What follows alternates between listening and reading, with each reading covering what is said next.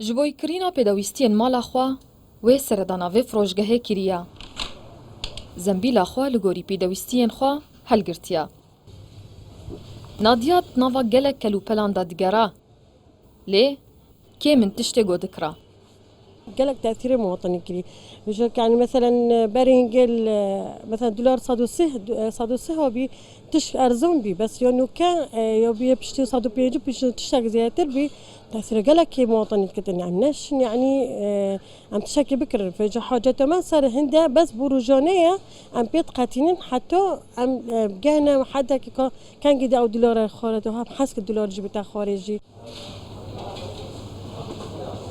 Bextiyar xudanê vê firojgehê ye. Mîna her akinciyekî vî bajarî bilindbûna bihayê dolarî kartêkirin lê kiriye. Got bihayê keresteyan giran bûye û kartêkirin li tevgera bazara wan kiriye. Giranbûna dolarî bû çi tişt giran kiye. Mesela me heyvêrê birinç. Birinç mesela berî nuka metfurût nehu nîva. Nuke biye takriban 11,000. ما هي مثلا بيقف زيت بري نوكا دو ربع كابو نوكا زيت يبيع دو حفصدو بينجيا Neseqamgiriya bihayê dolarî di mavê çend rojên borî da kartêkirin li bazarên dihokê kiriye.